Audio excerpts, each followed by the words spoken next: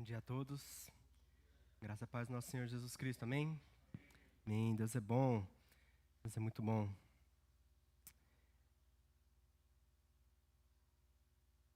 Eu estava pensando esses dias sobre quanto as nossas decisões vão afetando a vida. Outro dia eu estava conversando com o pessoal que cresceu junto, assim, da mesma idade, e a gente está num ponto assim que a gente ainda não viveu tanto assim, que a gente fala, nossa, né, eu vou olhar para trás, nem lembro de tudo que aconteceu, mas a gente já viveu um tanto que a gente olha e fala assim, nossa, isso daqui que a gente fez, essa decisão, gerou tudo isso de mudança. Seja questão de carreira, né, o pessoal já, em geral, da minha idade, já terminou a faculdade há bastante tempo, já está no mercado de trabalho há alguns anos. Alguns estão querendo mudar de trabalho, de lugar, de moradia, alguns querem ir para outro país. É um momento de refazer escolhas, de rever a vida, e ajuda bastante que os 30 anos batem na porta para falar assim, nossa, olha só, finalmente mudou o dígito do ano, pensa um pouco mais. Mas revisão de vida é alguma coisa legal da gente fazer constantemente. E na nossa vida cristã também é importante, independente do número, né? Qualquer idade a gente pode rever a vida. Talvez para aqueles que viveram um pouco menos, olhar para frente e pensar como as suas decisões podem trazer diferença, que decisões você pode fazer, e diante de Deus, como receber da sabedoria dele para a gente poder ter decisões acertadas, ter um caminho muito bom a viver. E toda vez que a gente pensa nessa questão de rever, de mudar o rumo, de mudar onde que eu estou, a mudança não vai ser para hoje, né? Eu vou mudar o rumo hoje, cada vez que eu continuo a caminhar nesse rumo novo, as coisas vão continuar a ficar diferentes. E essas mudanças nem sempre são fáceis. Quanto mais a gente está acostumado com o que a gente vive, mais difícil é mudar o que a gente já tem vivido há cada vez mais tempo. Para mim, algumas dessas coisas são rotinas na casa, a forma que eu falo, a forma que eu ajo. E uma das coisas que parece boba, né? Eu percebi que demorou 2 anos desde que eu saí da casa dos meus pais para alguns hábitos que eu tinha na casa dos meus pais, porque a forma dos meus pais de organizar a casa começaram a mudar. E eu fiquei, nossa, se eu mudar de novo agora, vai ser difícil porque eu gosto do jeito que eu fiz as coisas. Eu gosto de organizar as coisas do jeito que eu organizei, né? Isso daqui nesse canto, aquilo lá naquele canto. E isso são coisas pequenas, mas vocabulário, forma como a gente fala. Eu tinha um jeito de falar muito esquisito, porque eu tinha um certo gosto de falar difícil. Não difícil no sentido de mais inteligente ou com vocabulário robuscado, mas difícil no sentido de eu gostava de falar meio palavras esquisitas, né? Às vezes nem existia, eu inventava uma palavra nova só para falar meio diferentão, assim, porque eu gosto de fazer coisa diferente, né? E daí começou a ficar meio difícil de entender, até para conversar com os amigos ou no dia a dia, né? Eu fazia piadas meio que demoravam um pouco para pegar, e hoje as minhas piadas mudaram completamente, né? Eu só faço piada sem graça, que todo mundo entende rapidinho, só que finge que não ouviu, né? Então as pessoas não reagem por motivo diferente. Mas essas são mudanças até de jeito de falar. Falar rápido também é uma coisa que eu estou tentando já há 15 anos mudar, e isso, só para vocês terem noção, né? É muito devagar. Deus está trabalhando. Mas em nome de Jesus vai continuar, né? Daqui a pouco eu consigo falar na velocidade de um ser humano normal. Mas essas coisas são difíceis. E quanto mais a gente está viciado em algo que a gente faz há mais tempo, mais difícil é. Então, todas as vezes, uma mudança importante, o melhor momento para ela é hoje. Se o tempo estiver bem, se a gente estiver preparado, hoje é o melhor momento para a gente repensar. Então, hoje também é um bom momento para a gente ter revisões de vida, a gente pensar nas coisas. Uma das áreas que eu evito muito de pensar, porque eu não sou muito bom, é sobre economia. Não economia no sentido de economizar, no sentido de economia mundial, coisas de dinheiro, como que estão as coisas. E eu não sou muito bom de pensar em economia, em investimentos, mas eu imaginei que seria bom saber um pouquinhozinho, só para eu não perder muito o rumo das coisas, até os recursos também, se eu puder investir de uma forma um pouco mais sábia, melhor do que fazer de qualquer jeito, né? E por mais que seja uma área que eu não gosto, eu tentei pegar um pouco mais. Mas a tentação de lidar com as coisas que eu gosto também é grande, então o que eu vou falar é da perspectiva filosófica da economia, porque eu não sei falar de número, né? Mas enfim, eu percebi alguma coisa que acontece nos investimentos. Os investimentos são muito parecidos com decisões, que nem as decisões de vida que a gente tem. Um investimento que a gente faz lá atrás, quanto mais tempo passa, mais diferente ele vai estar, né? Talvez para o melhor, talvez para o pior. Mas quanto mais tempo passa, mais efeito ele vai causar no recurso inicial. E da mesma forma que decisões, às vezes, quando a gente faz um investimento muito lá atrás, a gente tem dificuldade de mudar. Alguma coisa que a gente tem certo apego, porque fez assim, nossa, né, eu fiz um investimento, será que não está dando certo, não está dando muito rendimento, mas será que se eu deixar um pouquinho mais, ele vai mudar alguma coisa? Porque, né, já gastei todo esse tempo, será que eu continuo assim? E parece que os economistas sempre falam assim, não, esse apego é só do seu coração mesmo, né? Se não está dando certo, né, tem que mudar alguma coisa. E essa talvez é uma perspectiva que a gente pode pegar para o nosso dia a dia, né? Se tem alguma coisa que a gente tem vivido e a gente tem certo apego, porque, nossa, né, isso daqui não é muito bom, mas eu gosto, assim, de fazer, né? Eu gosto de viver dessa forma, talvez mesmo assim seja momento de mudar. E na nossa série a gente está pensando sobre o tempo que o povo de Deus passou longe da terra. E eles passaram tempo suficiente para muitas das decisões e do estilo de vida deles mudar. Eles viviam na terra de Deus, num lugar consagrado, eles tinham um templo que lembrava eles não só de adorar corretamente, mas de quem era Deus. Eles tinham sacerdotes que podiam ensinar como adorar a Deus. Eles tinham profetas para, se o povo estivesse vivendo errado, corrigir eles. E eles tinham reis para manter tudo em ordem. Passou 70 anos, eles não tinham mais nada disso. Eles não tinham nenhum rei que fosse orientar eles da forma correta, porque o rei que eles tinham que servir era um rei de um povo inimigo, de um povo que não adorava a Deus. Os sacerdotes não podiam exercer o sacerdócio, porque não tinha templo, e eles estavam numa nação estrangeira, e não tinha profetas que estavam atuando tão firmemente quanto no tempo de Israel. Por mais que eles estivessem falando, o povo nem sempre escutava. Eles passaram por bastante tempo longe da terra, e as rotinas mudaram, os hábitos foram diferentes, muitas decisões foram tomadas. Mas a gente vê, depois de todo esse tempo, uma pessoa diferente dos outros, que é Esdras. E na palavra de hoje eu gostaria de meditar sobre a vida dele. Esdras, ele era alguém que auxiliou o povo na hora de retornar. A gente está falando sobre essa série de Longe da Terra, quando o povo foi exilado na Babilônia. E agora a gente está chegando mais perto do final, então falando um pouco mais sobre esse retorno. Eu vou pular um pouquinho para o futuro, para a história de Esdras aconteceu depois que o povo já tinha voltado. Esdras é aquele que registrou as coisas desde antes do povo voltar até depois do povo voltar, mas ele mesmo retornou já há alguns anos, algumas décadas depois do povo ter começado a voltar para a terra.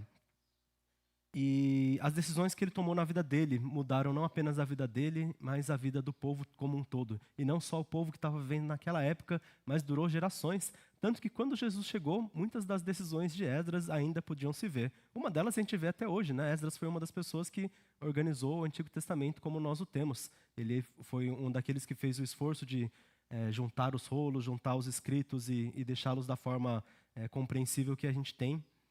E essas decisões não afetaram apenas a vida dele, mas a vida do povo. Isso é graça de Deus, mas nós podemos também aplicar nos nossos dias. Decisões de vida que seguem o propósito do Senhor certamente são carregadas pela mão de Deus. Vamos abrir lá no livro de Esdras, capítulo 7. Dessa vez eu vou ler na versão NVT, se alguém estiver acompanhando. E você, Esdras, use a sabedoria que Deus lhe deu para nomear magistrados e juízes que conheçam as leis de Deus para governarem todo o povo na província a oeste do rio Eufrates. Ensine a lei a todos que não conhecem. Qualquer um que se recusar a obedecer à lei do seu Deus e do rei será castigado de imediato com a morte, com o exílio e com o confisco dos bens ou com a prisão.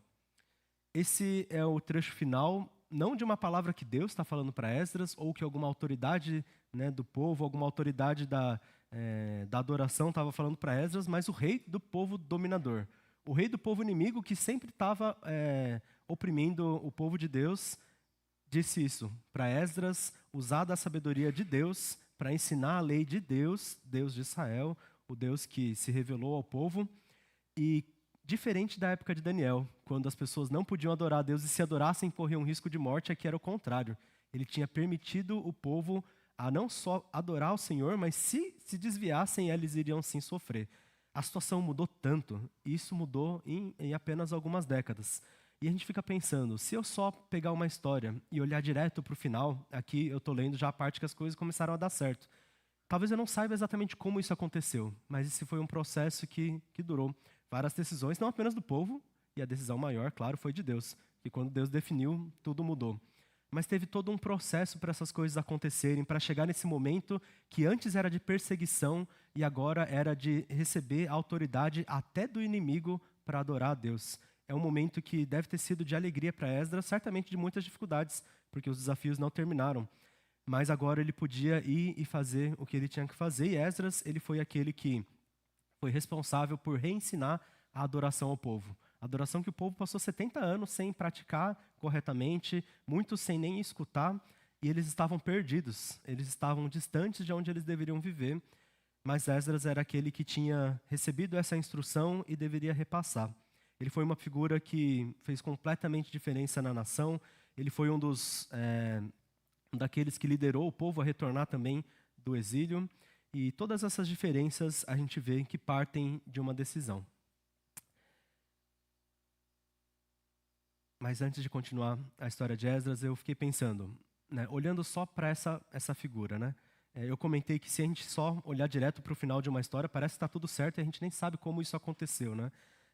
E pensando nos nossos dias, né? Eu queria compartilhar um pouco, mas não dava para gastar tanto tempo agora. Se alguém quiser perguntar depois, teve na semana passada um encontro dos jovens não só da nossa igreja, mas das Hollies de São Paulo e do Rio de Janeiro.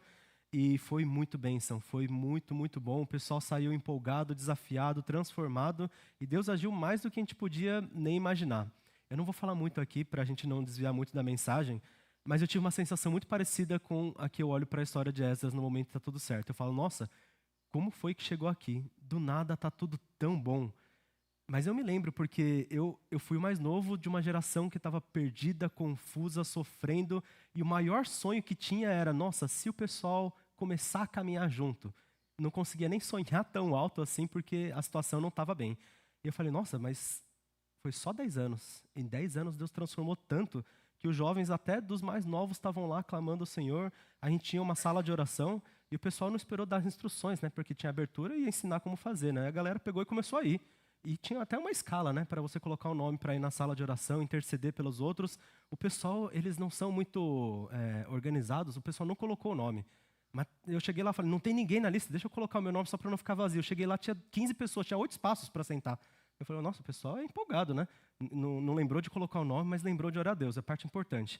Isso não é uma coisa que eu conseguiria sonhar lá atrás. O pessoal desejoso por crescer, desejoso por orar uns pelos outros e até fazer o exercício, porque a sala de oração costumava ficar no corredor, lá perto do refeitório, e depois mudou lá para 138 degraus acima. E o pessoal sempre chega, a gente contou, sempre chega sem fôlego. Eu tive muitos anos para contar esses degraus. Mas o pessoal chega sem fôlego, mas já está orando. Eles não conseguem balbuciar com a boca, mas o coração está lá com Deus e Deus entende, né? E isso é uma coisa que me deu uma sensação de muita alegria e eu comecei a fazer uma revisão. Deus trabalhou até aqui, certamente Ele trabalhou. Mas se boas decisões foram tomadas para a gente chegar onde a gente chegou, a gente precisa saber quais elas são para a gente incentivar, mantermos nessas decisões e, se pudermos, fazer outras semelhantes também. Isso não apenas na vida dos jovens, mas nos nossos dias. Como que a gente chegou até onde a gente chegou? Como que a nossa igreja de Suzano está onde a gente está? Já tem também décadas de existência, Deus trabalhou e fez muita coisa boa aqui. O pastor Joel deve ter visto muita coisa, né? Ele estava também desde criança, saiu por muito tempo, voltou para cá agora com a honra de ser pastor. Mas Deus, Ele trabalha de formas que a gente nem imagina e certamente, se Ele fez até aqui Deus nos ajudou.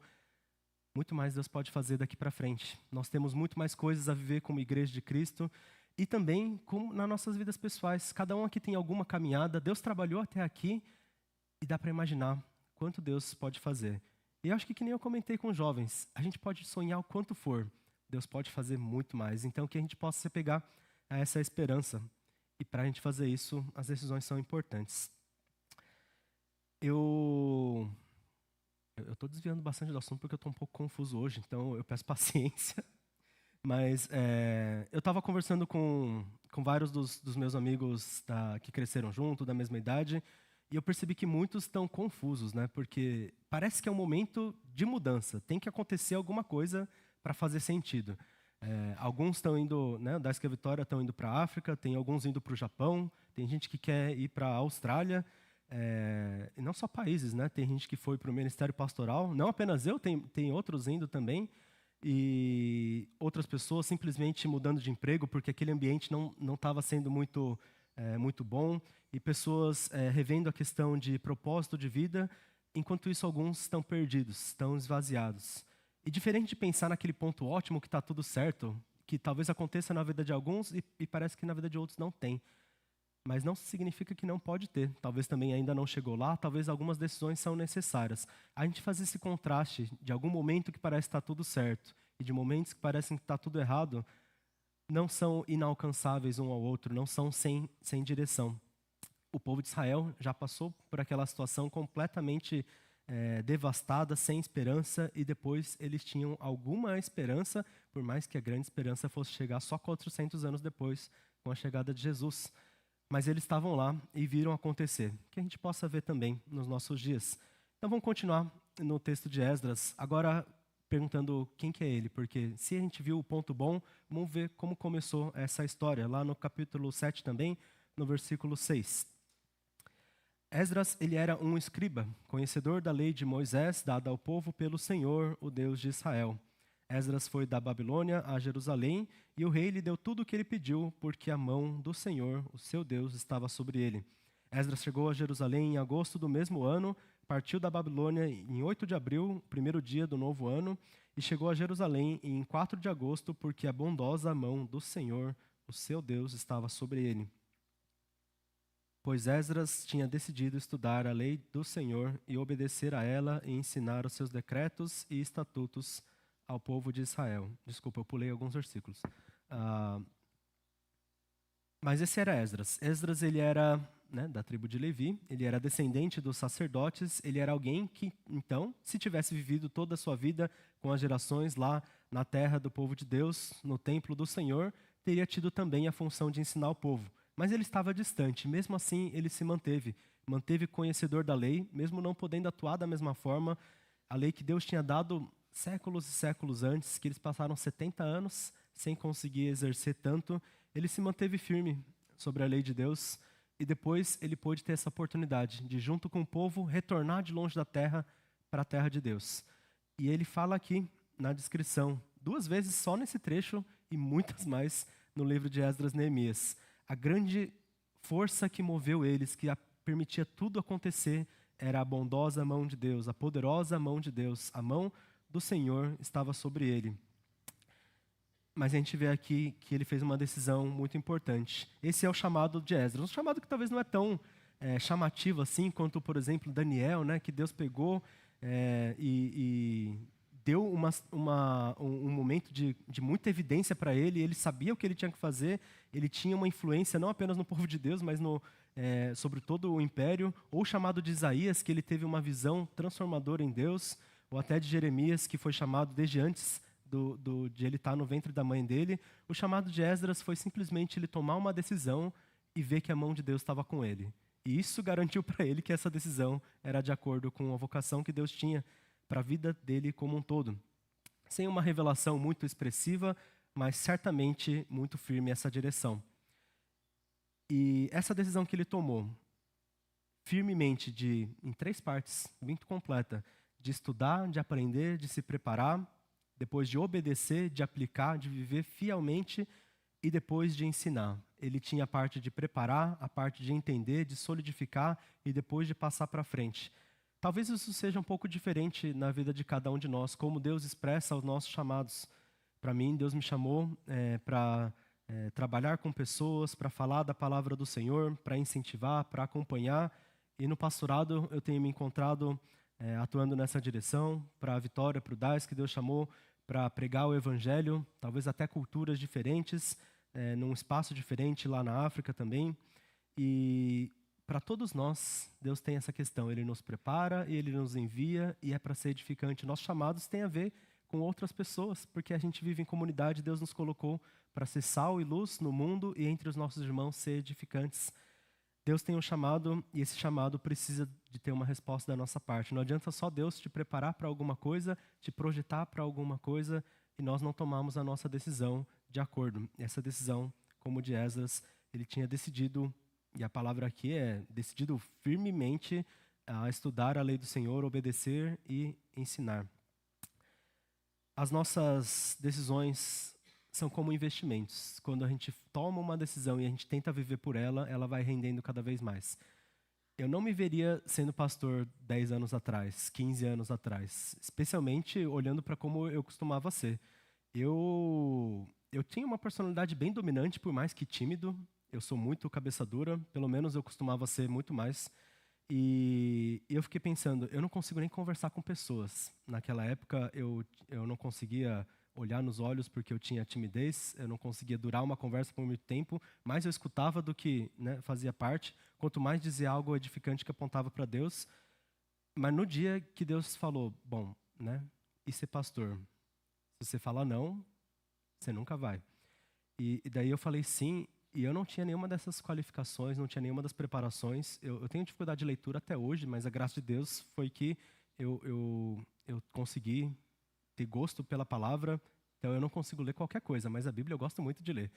E Deus transformou, mas eu só transformou depois daquilo. Eu me preparei com tanto esforço, eu gastei tanto suor dos meus 15 até os meus 20 anos, até na igreja ministerialmente, e nenhuma dessas coisas dava tanto resultado. Mas só de dizer sim, as outras coisas começaram a render, Deus começou a dar dons, Deus começou a dar direções, oportunidades, e hoje eu estou aqui. Não sou excelente em muitas coisas, mas o Senhor usa ainda assim. Eu cheguei porque o Senhor é bom. E nas nossas vidas também. Tem gente que tem, às vezes, aquelas questões de, nossa, né, vamos fazer um curso, e os mais jovens devem sentir tanto medo de pensar no curso que vão fazer para a faculdade, porque isso vai definir toda a vida. E decisões são que nem investimentos. Você tem que pensar muito bem, mas se der errado, dá tempo de repensar depois. Tem muita gente que pega e muda de carreira por completo e dá certo, porque reveu a vida e tem tempo de refazer o investimento. Os nossos relacionamentos são assim também. Como a gente lida, não necessariamente com quem a gente está, mas quem a gente escolhe ser para outra pessoa, isso vai rendendo peso e mais peso se isso é ruim. E da mesma forma, se nós escolhemos mudar, isso vai rendendo graça e mais graça. A gente precisa fazer investimentos corretos com a nossa vida e a gente precisa vê-los render. E se eles não rendem, significa que ou ainda vão render no futuro, ou talvez há algo que nós precisamos mudar. De qualquer forma, é bom a gente meditar onde a gente está. Agora, pensando nesse lado de se não tem sido bom, existem coisas que são investimentos que não têm retorno, não tem como recuperar. O povo de Deus, quando eles estavam exilados, eu imagino que muitas dessas coisas não tinham como recuperar. Muitas das riquezas, inclusive, nunca mais na história eles recuperaram. Muito da cultura como o povo era, até a linguagem não recuperou. Eles falavam a língua hebraica antigamente, depois de misturar com todas as línguas da região, voltaram, não sabiam mais falar, falavam hebraico, aramaico depois. E hoje a língua hebraica é preservada só por conta da leitura da palavra e de uma tradição muito mais interna do que cultural em geral. O povo lá fala um novo hebraico porque o hebraico morreu e ele voltou depois. Muitas coisas eles perderam para sempre. Algumas delas eles poderiam ter perdido para sempre, mas Deus ele tinha planos diferentes. No que era superficial, eles mudaram muita coisa, mas nos princípios de Deus, eles precisavam se manter. E a gente vê aqui, no livro de Esdras, continuando lá no capítulo 9, uma das coisas que eles tinham feito de errado, de investimentos que nunca mais tinham dado retorno, foi a escolha de ter uma vida idólatra. Não só adorar a deuses estrangeiros, não só desviar na sua adoração, mas buscar circunstâncias que facilitassem. Uma delas era casar com pessoas que eram adoradores de deuses pagãos. E Deus não se agradava disso, ele já tinha instruído o povo que eles deveriam ter relacionamentos que apontassem para a adoração a ele. E mesmo se fossem para estrangeiros, poderiam, se fossem casamentos santos, e o povo não estava vivendo dessa forma. Eles mesmos, de vontade própria, confessaram que não estavam vivendo de acordo com os padrões de Deus. E Esdras tem um momento que ele faz uma oração pelo Senhor, para o Senhor, e ele diz o seguinte lá no capítulo 9. Agora, porém, a graça do Senhor, o nosso Deus, nos foi concedida por um breve momento.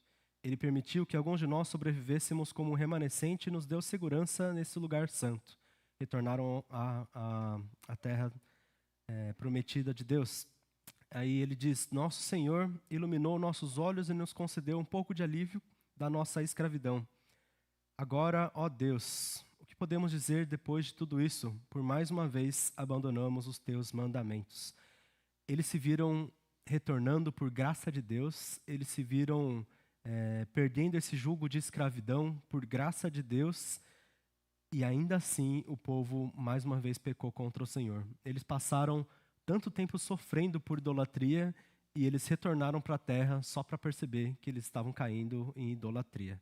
E isso, para alguém que estava tão desejoso por viver a palavra de Deus como Esdras, foi muito doloroso. E ele compartilhou essa dor com o povo. E o povo chorou junto com ele e eles perceberam que eles investiram tempo demais, relacionamentos demais, escolhas demais em coisas que não tinham retorno algum. Na economia eu descobri que existia um conceito chamado, eu não sei em português direito, eu estou traduzindo da minha cabeça, mas custo irrecuperável. São investimentos que você faz e não tem retorno. Não tem retorno nunca mais. Já deu errado, já perdeu dinheiro e acabou.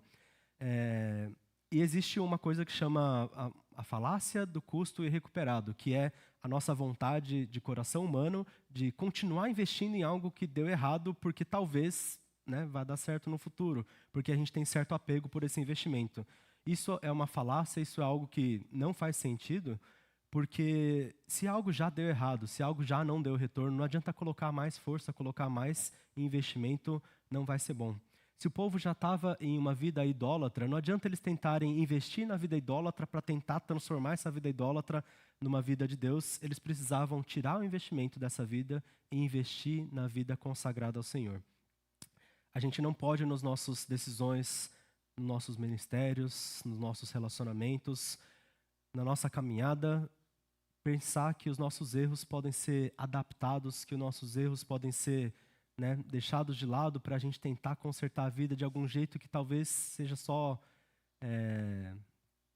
não consertar corretamente. Eu ia dizer migué, mas eu não consigo usar uma palavra melhor. Mas às vezes a gente faz coisas de qualquer jeito e as nossas decisões para mudar o nosso investimento precisam ser completamente acertadas, completamente em consagração. Se o meu ministério muitas vezes era levado pela minha força, pela minha motivação, pelo meu orgulho, eu precisei em algum momento abrir mão disso e não tentar pegar o meu orgulho e falar, não, eu vou usar o meu orgulho para a glória de Deus. Eu vou usar as coisas que eu queria para mim e depois dizer que era para Deus no final e não fazia sentido. Precisava recomeçar as coisas. E nos nossos dias tem muita coisa assim. Às vezes são coisas do nosso jeito de falar com os outros, às vezes são coisas que a gente carrega de relacionamentos há muito tempo, que talvez não pedimos perdão. Talvez tem coisas que a gente tem que rever, mesmo como igreja. Será que a forma como a gente tem caminhado, será que a direção que a gente tem ido, aonde a gente tem investido tem sido bom? E se não, está na hora da gente tirar o investimento dali, porque ele não vai ter retorno de jeito nenhum. Mas quando tem esses investimentos sem retornos, ainda tem esperança. E essa esperança é uma mudança de rumo, é uma decisão de vida. É um investimento que vale a pena. E para Esdras eu vou ler só uma frase do finalzinho dessa oração. Lá no capítulo 10, ele fala, façamos agora uma aliança com Deus. Essa foi, pode deixar um tempinho inclusive. Essa foi a decisão que o povo fez. Praticamente, eles fizeram outras mudanças. Ali está falando nessa parte sobre os casamentos que foram com pessoas que eram de povos idólatras, que levavam o povo à idolatria, mas eles tiveram que fazer reformas em muitas coisas na nação. A forma como eles adoravam, a forma como eles lidavam com recursos, com a rotina, com a sua oração. E isso, a suma de tudo isso é fazer uma aliança com Deus. As nossas decisões não são investimentos que a gente coloca aqui para a gente lidar. Deus é aquele que vai manejar o nosso investimento. Se eu não sei como fazer, eu vou deixar na mão de alguém que sabe investir meu dinheiro, mas eu preciso tomar a decisão. A aliança com Deus é o que faz diferença, porque é a poderosa mão de Deus que vai nos levar. E depois da gente estar reajustado, aí sim a gente pode ver como que Esdras chegou, onde ele chegou. Naquele ponto bom, onde os investimentos estavam fluindo, onde os frutos estavam vindo. E nessa hora que as coisas estão bem, a gente tem que se fazer mais uma pergunta, mais uma revisão. O que a gente faz com o retorno? Porque se Deus dá mais, a gente tem que também usar e continuar investindo em coisas boas. Para os jovens que estão vivendo esse momento de alegria, eu vou falar olhando para o Code, porque agora ele está na diretoria dos jovens, para a Aya também. Deus está dando bastante coisa. E pensar no que fazer com esse retorno vai ser uma maravilha, porque vai crescer muito mais. Isso vale para todos nós. Deus tem dado muitas coisas boas. Nossa igreja tem vivido tempos de alegria. A gente sofreu bastante, né, na distância, na quarentena, na pandemia, com várias crises internas. A gente estava até lutando com a questão de espaço físico e por mais que a gente não está conseguindo ver uma solução tão palpável, Deus ainda tem sido gracioso e a gente não está nem contra a lei do bombeiro. A gente consegue caber aqui ainda no nosso ambiente e ainda assim crescendo nossos irmãos.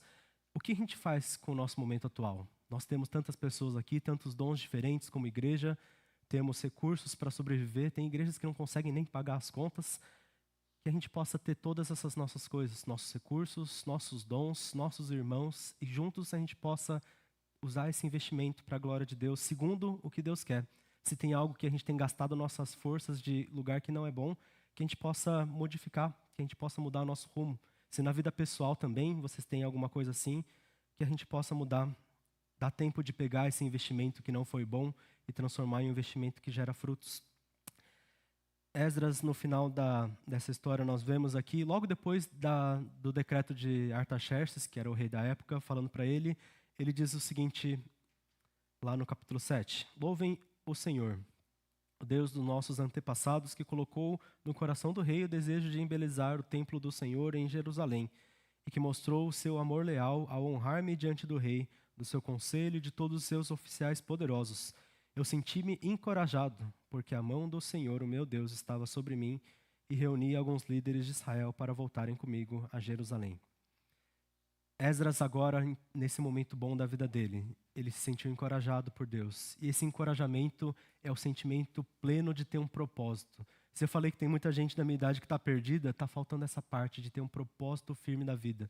Se tem alguém ainda que está confuso aqui, não sabe como, né, oferecer a sua vida para Deus em consagração, a gente precisa buscar essa questão, ter um propósito firme. E esse propósito é esse encorajamento que enche o nosso coração, não das nossas forças, mas pela mão de Deus.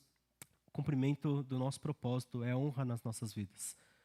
E a direção desses bons investimentos é como a gente louva a Deus. Não apenas falar, não apenas cantar, mas viver da forma como agrada a Deus, isso é louvor ao Senhor. E se a gente tem a bondosa mão do Senhor nos levando, nós somos encorajados. E a outra parte que a gente pode perceber aqui, não vamos sozinhos. Esdras, ele voltou e ele levou líderes também junto com ele. As decisões que ele tomava, as outras pessoas concordavam, isso trouxe mudanças na nação. Eles agiram como uma unidade e agora finalmente diferenciaram o caminho que eles tinham caminhado há tantos anos. Não só esses 70, né? Eles foram para o exílio por causa da idolatria. Eles estavam há séculos lutando com a idolatria. E finalmente, quando eles se tornaram, foi o primeiro momento na história do povo de Israel que o povo como um todo decidiu não ser mais idólatra. Eles ainda tiveram dificuldades. Jesus chegou e deu mais novas broncas. Mas eles começaram a ter mais em mente e a decisão de lá começou a render frutos muito tempo depois. Um dos frutos foi João Batista, que sabia pregar a palavra e sabia que Jesus estava vindo para trazer mudanças à nação. E ele sabia disso por herança. João Batista era um dos descendentes da linhagem sacerdotal, da qual também Esdras fazia parte. De alguma forma, direta ou indireta, eles eram parentes também. Mas ele recebeu essa herança da firmeza na palavra do Senhor. Então, para nossas vidas fica essa pergunta. Se alguém tem estado perdido, esvaziado, não sabe para qual direção ir, talvez sem força para continuar no rumo que tem caminhado, se talvez isso seja você investir em caminhos que não são bons, ou talvez você nunca parou para pensar no momento que você está. Às vezes é um momento não muito bom, às vezes é um momento bom, às vezes é um momento de alegria, de prosperidade, mas que agora seja um momento de meditar, de fazer essa revisão de vida, de verificar onde estão os seus investimentos, se tem algo que não está rendendo e não vai render e precisa ser mudado.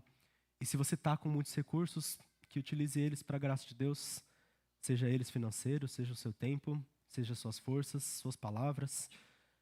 Se tem alguém também que está acompanhando a palavra e não conhece a palavra do Senhor, e se você olha para o seu interior e a sua vida é um custo irrecuperável, então vale a pena insistir no caminho de Deus.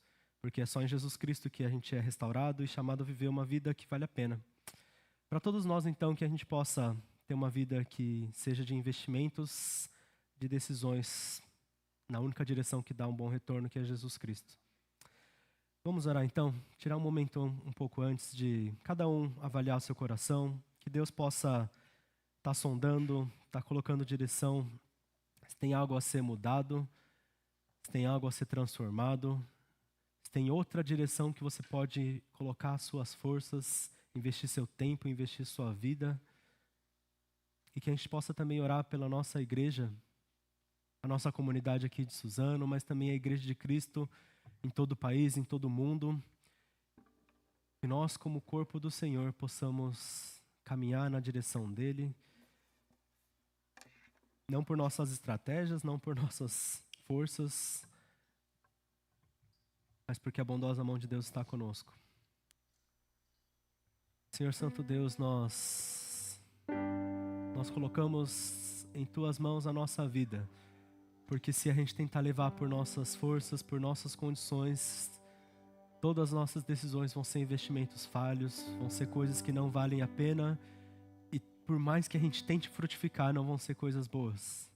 Nós pedimos que o Senhor reajuste nossa caminhada, que nas nossas individualidades o Senhor nos ensine quais são os dons que nós devemos buscar, onde nós devemos investir nosso coração, nossa consagração, para que nós possamos agradar ao Senhor, louvar o Teu nome e com a igreja sermos edificantes. Que o Senhor possa nos ensinar onde colocar todas as nossas forças, onde nos dedicarmos para que isso seja para nós alegria e não sentirmos esvaziados, mas incentivados, encorajados pela Tua mão. Que como igreja nós possamos também dedicar nossa direção para o futuro, nossa caminhada ministerial, nosso tema de vida, nossa palavra, nossa pregação, nossa meditação, que tudo isso possa ser segundo o Senhor, segundo o seu investimento, porque a gente não quer gastar mais tempo, a gente não quer gastar mais força em coisas que são simplesmente apego do nosso coração, orgulho que a gente tem de ter gastado tanto tempo, ou até vergonha de ter passado tanto tempo fazendo algo que não te agrada. Que o Senhor possa quebrar todas essas coisas e como igreja nós possamos estar purificados, santificados, consagrados na Tua direção para servir e ver esse serviço do Senhor, ver essa adoração que a gente tem render frutos, ser edificante para a Tua igreja, ser expansão do Teu reino, pregação do Teu evangelho, transformação de vidas. Que nós possamos ver isso de forma palpável, o Senhor dê firmeza na vocação de cada um aqui, para que nós possamos continuar caminhando na Tua direção. Nós te agradecemos porque a Tua poderosa mão nos trouxe até aqui. E nós te pedimos que a Tua poderosa e bondosa mão continue nos levando. Nós oramos em nome de Jesus. Amém.